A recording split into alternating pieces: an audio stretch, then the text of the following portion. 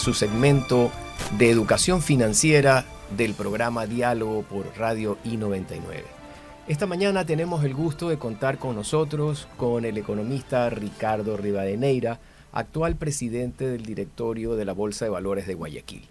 Ricardo, además de ser un gran amigo, es un profesional con más de 40 años de experiencia, y lo interesante es que él en su gestión profesional y empresarial ha pasado por algunos sectores. Estuvo en el sector real, presidió importantes empresas y corporaciones, grupos, como es el caso de Novis, Grupo Novoa, fue gerente general de la administradora de fondos y fideicomisos del Banco de Guayaquil, ha tenido una amplísima experiencia, como ya dije, tanto en el Ecuador como en el exterior, y él, en su actual función de presidente de la Bolsa de Valores de Guayaquil, ha podido amalgamar todo ese quehacer profesional para impulsar una nueva etapa en la Bolsa de Valores de esta ciudad.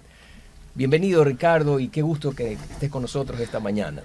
La verdad, créelo que es un enorme gusto estar conversando contigo. Me has dado una oportunidad que la disfruto muchísimo por la persona con la que voy a conversar y por los temas a tratar. Gracias por esa referencia de mi currículum en la generosidad de lo que has expuesto, y cuando tú desees intercambiamos opiniones. Por supuesto. El público, nuestros amigos, radioyentes, también los que nos ven a través de las redes y de la web, se preguntan qué es el mercado de valores, porque esto puede sonar algo como esotérico, y yo creo que el mercado de valores, para quienes tenemos el privilegio de trabajar directa o indirectamente en él, es realmente una arteria de las principales que tiene el cuerpo económico nacional. Lamentablemente a veces no es bien entendida, con lógica, por la falta de educación financiera por el público general, pero lamentablemente también por los dirigentes políticos, por quienes presiden el país en su momento, y no dan ese apoyo, que no es un apoyo a una institución específica, sino que es el impulso que se le debe dar al corazón del desarrollo del país. Y yo creo, Ricardo, que eso es lo que quiere saber nuestro público. ¿Y cuál es la estructura del mercado de valores de aquí, del Ecuador? ¿Cómo se diferencia con los mercados internacionales? ¿Qué es el mercado de valores? Gracias por la pregunta. Me voy a tomar unos breves minutos, pero creo que es importante entenderlo. Aquí en el Ecuador o en cualquier parte del mundo, un mercado de valores, o se le dicen también mercado de capitales o las bolsas de valores, son mercados de desintermediación. Primero hay que entender que es desintermediación. Y para ser claro, la banca aquí o en cualquier parte del mundo es un mercado de intermediación. Es decir, la banca se pone en la mitad o se coloca en la mitad entre los que tienen la plata, que son los ahorristas, los inversionistas, las cuentas correntistas, y las empresas que necesitan esos recursos para crecer, para emprender nuevas estrategias de negocios, etcétera, etcétera. Ahí está la banca. La banca capta esos recursos y se los presta a las distintas empresas. A su discreción. A su discreción, a su evaluación, pero quiero ser muy claro en esto. El riesgo que tiene es porque la banca presta directamente la plata que captó a esas empresas o personas. Puede ser a industrias, puede ser a personas naturales, tarjetas de crédito, etcétera, etcétera. Y si esas empresas tuvieran problemas cuando toman esos financiamientos, la relación del problema es con la banca. La banca teóricamente tiene que responderle a ese cuenta correntista. Por lo tanto, la captación de los recursos son de corto plazo. Mercado de valores es el mercado de desintermediación. ¿Qué significa? Que gestado a través de casas de valores que representan a emisores o empresas, esas mismas que van a pedir plata a la banca, también prestan plata, van a pedir prestado plata, pero ya no necesitan ir a un banco, sino que van al mercado de valores representado por esta casa de valores, y los inversionistas representados también por casas de valores, donde la empresa oferta un título de deuda normalmente, y ese título de deuda tiene unas características de plazo, tasas de interés y pago. Y garantías. Y garantías, es correcto. Pero ¿para quiénes esas garantías y ese flujo de pago? Para aquellos inversionistas que normalmente son fondos previsionales, fondos públicos o fondos privados, y también empresas e inversionistas, personas naturales, pequeñas o grandes, que quieren adquirir títulos de deuda de emisores del sector real. ¿Cómo quiénes? Empresas del sector industrial, comercial, exportadoras, agrícolas, que están antes, y esto es lo importante, evaluadas para emitir ese papel. No es cualquiera. Entran a través de un proceso que se llama una oferta pública, que entra revisado por las autoridades, autorizado por las autoridades del mercado de valores, y que tiene una claridad de que tiene que haber mucha transparencia de esas empresas. Ahora, hay calificación de riesgo. Hay una calificadora de riesgo que acompaña el proceso, hay un estructurador legal, hay un estructurador financiero, y voy a decir, y a veces estructuras más sofisticadas a través de estructuras fiduciarias. Pero voy a decir algo que es muy importante, y aquí nos diferenciamos. El momento que un emisor, que puede ser no porque esté estafando, puede tener problemas financieros por factores endógenos o exógenos, condiciones, ejemplo, un COVID perjudicó a la economía, no del Ecuador, de todo el mundo, y pueden haber retrasos en los flujos de pago de estas empresas. Y si están una parte de sus deudas con el mercado de valores, te vas a encontrar con un problema en el que no le puedes pagar a quienes, a esos inversionistas. ¿Es un solo inversionista? No, son muchos. No es el que le prestó la plata como el banco uno solo, y el banco que captó recursos tiene que responder por ellos, ¿de acuerdo?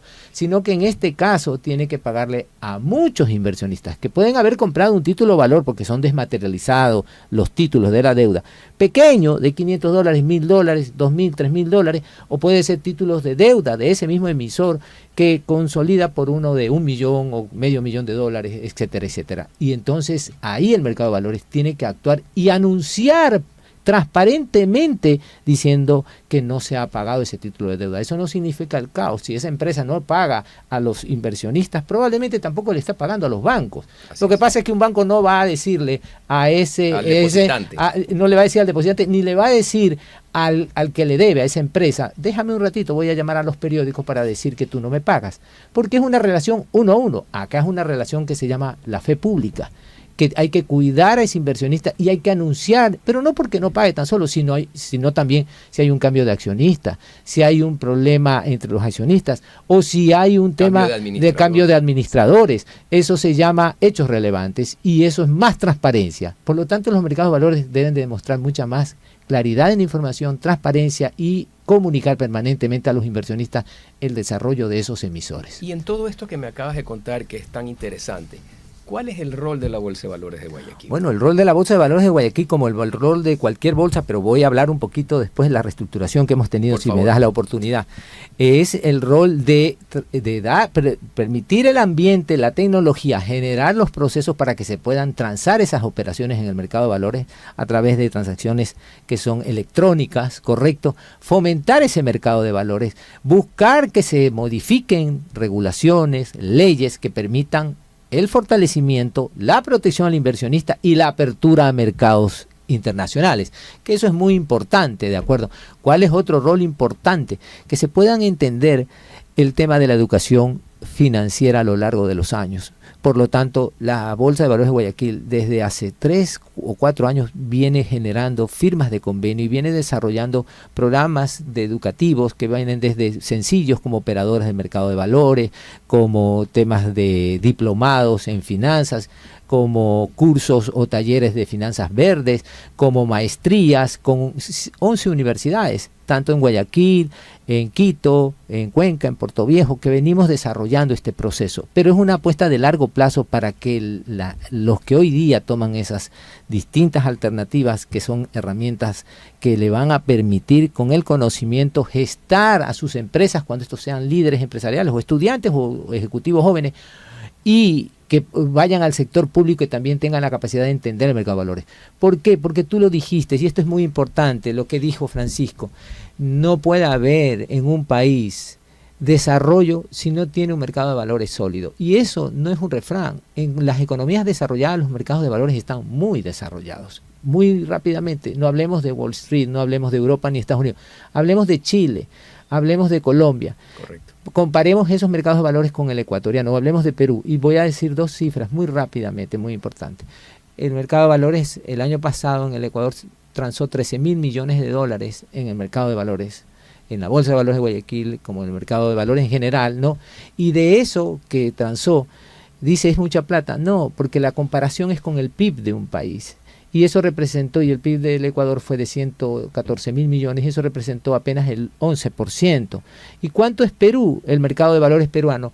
Perú primero tiene un PIB de casi 350.000 millones de dólares, y fue 200% el 2023, lo que se transó en el mercado de valores chileno.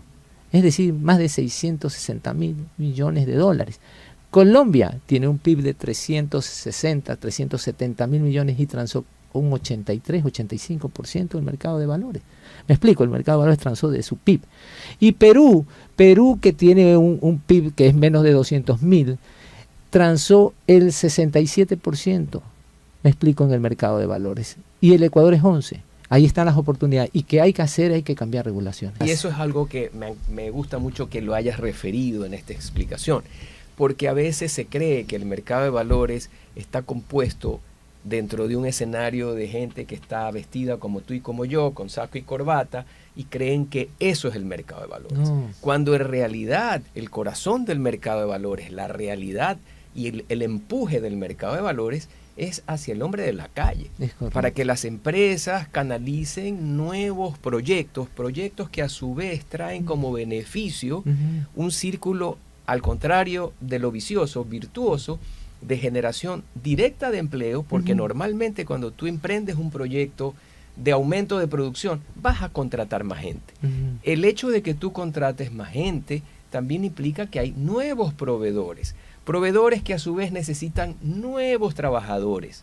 Sí. Entonces creas una expansión positiva, que es lo que permite justamente el crecimiento de las economías. Pero más allá, Ricardo, ese es el mal que yo tengo. A mí me gusta siempre enfatizar que cuando hablamos de lo económico, lo principal detrás está el ser humano. El desarrollo económico conlleva forzosamente el desarrollo social, que traducido en el lenguaje ordinario de todos los días es empleo, que tengas comida, que tengas un mejor ingreso, que puedan haber obras públicas, porque hay más gente pagando impuestos. Entonces, ese es en definitiva, desde el punto de vista filosófico y también práctico, el rol del mercado de valores. Francisco, lo acabas de explicar, solamente lo complemento cuando dije al principio que no hay país desarrollado que no tenga un mercado de valores desarrollado. Y cuando hablamos de un país desarrollado, estamos hablando de que no solamente tiene unos niveles de PIB muy grandes y que medidos contra la población te da un PIB per cápita, sino que se ve el nivel de empleo. La riqueza de los países no es necesariamente está medida en sus reservas monetarias. No, la riqueza de un país se ve por el nivel del empleo. ¿Y cuáles en las economías desarrolladas, cuáles son los niveles de empleo? Y cuando decimos empleo, son empleos formales, son empleos, como tú estás diciendo, que tienen un nivel. Eso no lo logras con legislaciones que al final muchas veces se confunde, la gente dice hay que crear leyes. No, hay que crear condiciones y recursos que vengan para dar financiamiento a largo plazo y que haya seguridad jurídica para todos los actores del mercado. Y eso es lo que no entendemos desde hace décadas. Los que han estado en la legislatura y han estado en el gobierno, que lo que se requiere son grandes objetivos nacionales de cambio, que requiere el mercado de valores cambios. Para eso es necesario, ojalá nos dé el tiempo de hablar eso, porque para eso están las bolsas de valores, para generar procesos de cambio con las autoridades, pero son las autoridades, son los legisladores. No comprendemos que la posibilidad de tener empleo, hoy día el Ecuador tiene un empleo del 35%, que en un gobierno X lo cambiaron el concepto y le pusieron de empleo adecuado, no adecuado, medio adecuado, semiadecuado. Eso nos hace daño. Pero eso es pura semántica. Eso es pura semántica. Al final, 35% del 100% de las personas que pueden activamente trabajar, solamente 35% aportan al Seguro Social y algo de pagan. Todos los bancos tienen sus depósitos, sus acciones y sus títulos en el depósito centralizado del DECEVALE. Siempre los tuvo, nunca lo sacaron. Eso demostró que el DECEVALE como DECEVALE estaba funcionando muy bien. Tiene programas de continuidad de negocio, estructuró sus directorios, que la Bolsa de Valores es el mayor accionista y lo hizo. Eso hizo la Bolsa de Valores de Guayaquil. Y finalmente ese papel nunca estuvo en el DECEVALE, estuvo en el Banco Central del Ecuador. Pero nadie salía a aclarar eso, ¿sí me explico? ¿Y por qué no lo haces tú? Porque en esa vorágine todos se sentían dueños de la verdad. Lo que hicimos es colaborar con las autoridades, colaborar con las judiciales también, con todo lo que corresponde al esclarecimiento de esa situación. Hoy día está eso totalmente aclarado, la ISPOL lo tiene y la ISPOL lo recuperó eso y se lo exigió el superintendente, que le dijo, devuelva eso porque esa es una operación operación fallida. Complejo de explicarlo en pocos minutos. Por supuesto. Pero se hizo. Y lo otro fueron títulos de deuda externa que se transaron que no se transaron en el mercado de valores ecuatoriano, no se transaron, y que unos 2, 3 funcionarios que hicieron equivocadamente, no en la compañía, pero que trabajaban en DCVALE, ocultando, utilizando a la compañía, sacaron esos títulos de deuda hacia afuera, sin haber sido transados en el mercado de valores, porque no se podía transar.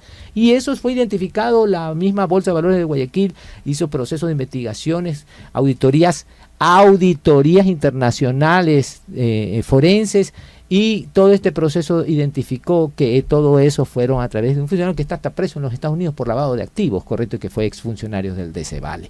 Y además hay unos procesos donde se ha esclarecido, ninguna de las instituciones, ni la Bolsa de Valores de Guayaquil, ni el DCVALE, después de 4 años podemos decir, nunca estuvo sindicada, ni está parte de los procesos penales de este problema, porque fue claramente identificado que fueron 2, 3 personas que hicieron equivocadamente las cosas, y el fortalecimiento a lo largo de estos años ha sido ¿para qué? Para no tener este tipo de problemas, garantizar la operación, garantizar la continuidad de negocio, garantizar los aseguramientos de la tecnología, de la información, el gobierno corporativo, correcto. Todo este proceso lo hemos llevado, y hoy día somos más bien de los que con los organismos multilaterales como el BidInvest o como la Agencia de Desarrollo Canadiense o Proparco, la francesa, o con la CAF, estamos fomentando que ellos sean los inversionistas que entren al mercado de valores ecuatoriano y compren títulos de bonos temáticos, bonos ambientales, que eso, el último 2023, el año pasado, se transaron $220 millones en títulos de bonos temáticos, y todos ellos a través de la Bolsa de Valores de Guayaquil, con los inversionistas como BidInvest, como la Agencia de Desarrollo Canadiense. Eso demuestra cómo hemos ganado seriedad y hemos recuperado. Y realmente qué bueno que has tenido oportunidad. Yo creo que la Bolsa como institución, más allá de la Bolsa de Valores de Guayaquil, el hecho de que el público entienda cuál es el rol de la Bolsa, y de que la Bolsa, en particular la de esta ciudad, ha hecho honor a ese principio rector del mercado de valores, que es la transparencia. Y es por eso que yo veo con muchísimo agrado, como guayaquileño, como ecuatoriano y como partícipe indirecto por mis actividades profesionales del mercado de valores, veo con muchísima satisfacción qué se ha logrado en estos 4 años, y cómo bajo tu dirección y de todo el equipo directivo que te acompaña, que es un equipo de altísimo nivel empresarial y profesional, quienes han dado lo mejor de sí para que la institución recupere la credibilidad.